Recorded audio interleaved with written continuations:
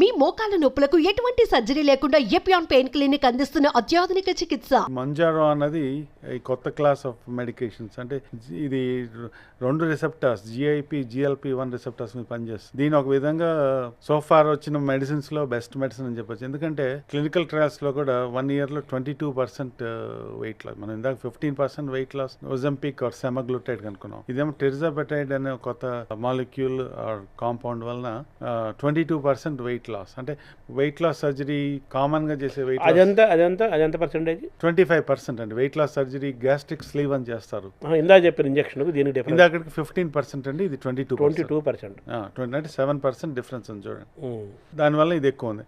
అలాగే ఇప్పుడు gastric sleeve అనే సర్జరీ ఇంతకు ముందు ఇవి రాకముందు చాలా మంది గ్యాస్ట్రిక్ స్లీవ్ అంటే స్టమక్ ని చిన్నగా చేయటం అనే సర్జరీ చేయించుకున్నారు. జీర్ణ కోసం తగ్గించడం. అది 25% వెయిట్ లాస్ ఉండేది. దాంతో అది కూడా ఏమైంది, ఆఫ్టర్ 3-4 years తర్వాత మళ్ళీ మన ఓల్డ్ హ్యాబిట్కి వెళ్ళిపోయినాం. అంటే మళ్ళీ పెరుగుతున్నారు వాళ్ళు. స్టమక్ యథాస్థితికి అది ఎలాస్టిసిటీ ఉండటం వల్ల స్టమక్ పెరుగుతుంది, వెయిట్ మళ్ళీ మామూలు అయిపోతారు. ఈ ఇంజెక్షన్ వల్ల అలా అవరు. ఈ ఇంజెక్షన్ వల్ల అవకాశాలు తక్కువ. తర్వాత ఆ సర్జరీ అయిన వాళ్ళు కూడా మెయింటైన్ చేసుకోవడానికి ఈ ఇంజెక్షన్స్ చాలా హెల్ప్ చేస్తున్నాయి. ఆ విధంగా మీరు చెప్పిన ఈ ఇంజెక్షన్, లేటెస్ట్ చెప్పిన ఇంజెక్షన్ వల్ల మంజారో వల్ల 22% వెయిట్ తగ్గుతారు.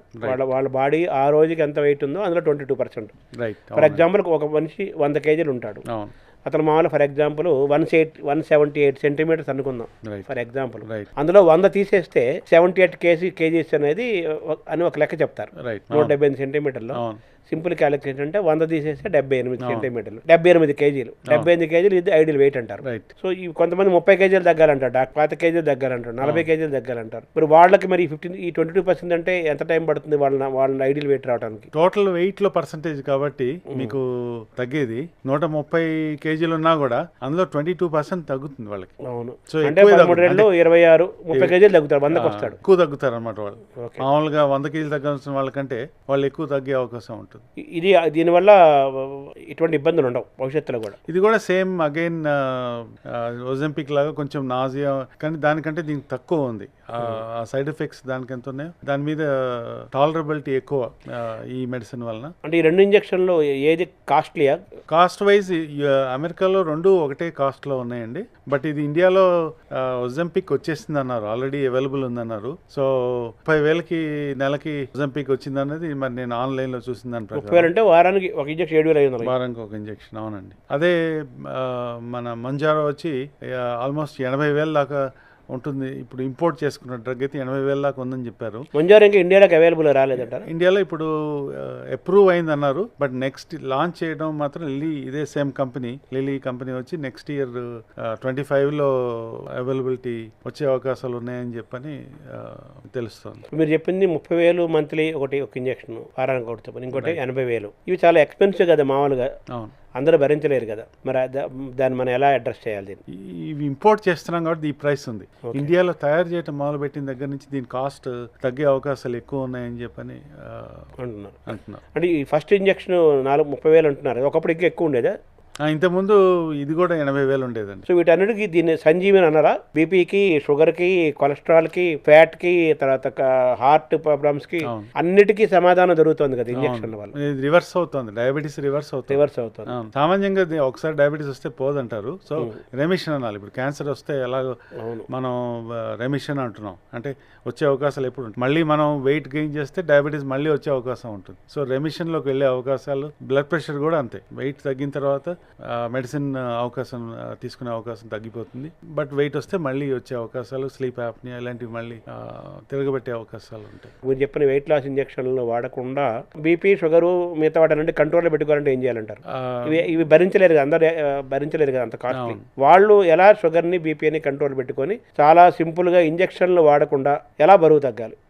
దానికి డైట్, ఎక్సర్సైజ్ దాన్ని మించింది లేదు. అగైన్ లో కార్బోహైడ్రేట్, మోర్ ప్రోటీన్ డైట్ అది ఇన్కార్పొరేట్ చేసుకొని ఎక్సర్సైజ్ తో డయాబెటీస్ రివర్స్ చేసి వెయిట్ తగ్గించుకొని, ఇందాక మనం మాట్లాడడం ఇంటర్మీడియట్ ఫాస్టింగ్ అన్నాం. 18 hours ఫాస్టింగ్ ఉండి, అంటే 6 hours విండో ఉంటుంది అనమాట. అంటే ఈవినింగ్ మార్నింగ్ 6 hours ఆ టైంలో తినొచ్చు. మిగతా 18 hours మాత్రం మంచినీళ్ళు, ఎక్కువలో ఎక్కువ ఏదైనా లిక్విడ్ డైట్ తీసుకుంటే తీసుకోవచ్చు. బట్ అదర్వైజ్ దానివల్ల సక్సెస్ ఉండే అవకాశాలు ఎక్కువ. దానివల్ల ఎంత పర్సెంటేజ్ తగ్గుతారు న్యాచురల్గా ఆహార నియమాలు పాటిస్తూ యోగా వ్యాయామం వాకింగ్ చేసుకుంటూ ఇటువంటి పద్ధతుల్లో ఇయర్లీ ఎంత పర్సెంటేజ్ తగ్గుతారు సహజంగా?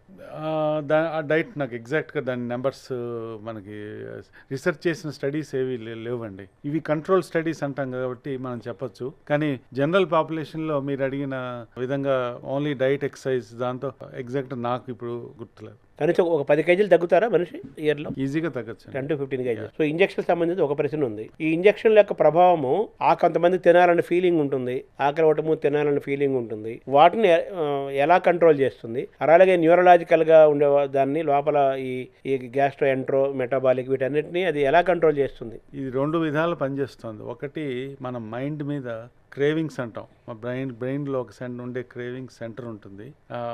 అంటే రివార్డ్ సెంటర్. అంటే ఇది తిన్న తర్వాత మనకి హ్యాపీగా అనిపిస్తుంది. ఫీల్ గుడ్ ఒక స్వీట్ అనండి, లేకపోతే మామూలుగా మన ఏదైనా మిరపకాయ బజ్జీ ఏదైనా సరే ఆ తిన్న తర్వాత మనకి తృప్తి వస్తుంది సరే. ఆ సెంటర్ మీద ఇది యాక్ట్ చేయడం వల్ల తినకుండానే ఆ ఫీలింగ్ తీసుకొస్తుంది మనకి. అంటే మనకు తినాలని ఫస్ట్ ఆ క్రేవింగ్ తీసేస్తాం. త్వరలో ఇది ఆల్కహాల్ డీ అడిక్షన్ కూడా అప్రూవల్ వచ్చే అవకాశాలు. 2 రకాల ఇంజక్షన్లా ఒక ఇంజక్షన్?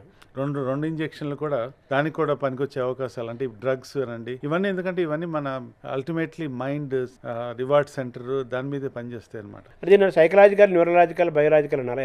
ఎలా అనాలి యాక్చువల్ వర్డింగ్? ఇది మోర్ సైకలాజికల్ అండ్ న్యూరలాజికల్ అనొచ్చండి. ఓకే, రెండు. అండ్ రెండో మెకానిజం యాక్షన్ వచ్చి స్టమక్ లో ఇది మెయిన్ జిఐ మొటిలిటీని ఎఫెక్ట్ చేస్తుంది. అంటే స్టమక్ స్లో చేస్తుంది. అంటే ఎంప్టీయింగ్ అంటాం. మనం తిన్న పదార్థం వెళ్ళిన తర్వాత స్టమక్ లో నుంచి ఇంటెస్టైన్లోకి వెళ్ళటం ఒక టైం ఉంటుంది. దాన్ని స్లో చేయటం వల్ల మనకి త్వరగా ఇది ఫుల్ అనిపిస్తుంది. అంటే మామూలుగా మీరు ఎక్కువ తినే దాంట్లో సగమే తింటారు, లేకపోతే కొంతమంది పావు వంతు వరకే తినొచ్చు. తగ్గిపోతుంది ఆ తినే క్వాంటిటీ తగ్గిపోతుంది. తర్వాత ఫుల్నెస్ వచ్చేసి చేయగానే మీకు సాటిస్ఫాక్షన్ కూడా అర్లీగా వచ్చేస్తుంది. బాగుంది. అయితే బోన్ స్ట్రెంగ్త్ పెంచుకోవాలి కదా, మరి ఎలా పెరుగుతుంది ఈ నియమాల? బోన్ స్ట్రెంగ్త్ మెయింటైన్ అవుతుంది? బోన్కి దీనివల్ల ఏం ఎఫెక్ట్ కాదండి. మా బోన్ ఫ్యాట్ మాత్రమే. అవును, చాలా మందికి ఏంటంటే ఇది మజిల్ కూడా మనం లూజ్ అయ్యే ఛాన్స్ ఉంటుంది, మనం వీక్ భయం ఉంటుంది. అవును, భయం ఉంటుంది. ఇంతవరకు మనం చూసిన ట్రయల్స్ అనండి, ఎక్స్పీరియన్స్ అనండి, మజిల్ని బోన్ని ఎఫెక్ట్ అయినట్టు ఎక్కడ ఎవిడెన్స్ లేదు. ఇప్పుడు మామూలుగా ఈ మజిల్ పవర్ పెరగటం కోసం మాంసకృతులు తీసుకోవాలంటారు.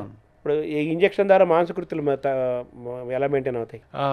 అది మామూలు మనం కొంతమంది ప్రోటీన్ షేక్స్ తీసుకోవచ్చండి, ఎక్స్ట్రా ప్రోటీన్ సప్లిమెంట్స్, లేదా మనం రెగ్యులర్ డైట్లోనే న్యూట్రిషన్ వాళ్ళతో మాట్లాడి దానికి ఈక్వలెంట్ మాంసకృతులు ఎలా తీసుకోవాలో వాళ్ళ పర్యవేక్షణలో చేస్తే దీన్ని బెనిఫిట్స్ ఎక్కువ ఉంటాయి. కొంతమందికి నిద్ర రాదు, కొంతమందికి ఏమో నిద్ర మధ్యలో లేచి కూర్చుంటారు, కొంతమంది అసలు నిద్రే పట్టదు, కొంతమంది నిద్ర తగ్గిపోతుంటుంది, కొంచెం బాగా నిద్రపోయి లేవటం ఉంటుంది. ఇలా ఒక డిజార్డర్ ఉంటుంది. సో దీనికి వైద్యం ఉందా? వాళ్ళు హ్యాపీగా కంఫర్టబుల్గా నిద్ర వచ్చి నిద్రపోయే అవకాశాలు ఉన్నాయా? ఒక్కొక్క ఏజ్ బట్టి దాన్ని ట్రీట్ చేయాల్సిన అవసరం ఉన్నదని నా అభిప్రాయం. ముఖ్యంగా ఎందుకంటే ఈ నిద్ర సమస్యలు అన్నది ఒక విధంగా చూసుకుంటే యంగ్ వాళ్ళలో ఒక రీజన్ వల్ల వస్తుంది. అంటే ముఖ్యంగా స్టూడెంట్స్ ఉన్నారనుకోండి, వాళ్ళకి వచ్చేది డిలేడ్ స్లీప్ ఫేజ్ డిజార్డర్ అంటాం. అంటే ఏంటి, వీళ్ళకి పరీక్షల వల్ల నైట్ లేట్గా చదవటం అలవాటు. దానివల్ల బాడీ క్లాక్ డయర్నల్ సిస్టమ్ ఏదైతే ఉంటుందో అది మూవ్ అయిపోయి రోజు మీరు 2 వరకు చదువుతున్నారు లేదా 4 వరకు చదువుతున్నారు అనుకోండి, మీ క్లాక్ అక్కడికి షిఫ్ట్ అయిపోతుంది. సో డిలేడ్ స్లీప్ ఫేస్ అంటాం అనమాట. ఇది టెంపరీ అనమాట. సామాన్యంగా డిలేడ్ స్లీప్ ఫేస్ సిండ్రోమ్, దీనికి ఒక్కొక్కసారి మెలటోనిన్ అని చెప్పని న్యాచురల్గా వస్తుంది. ఎవరన్నా టెంపరీగా దీనివల్ల నాకు నిద్ర రావట్లేదు బాధపడుతున్నారు అంటే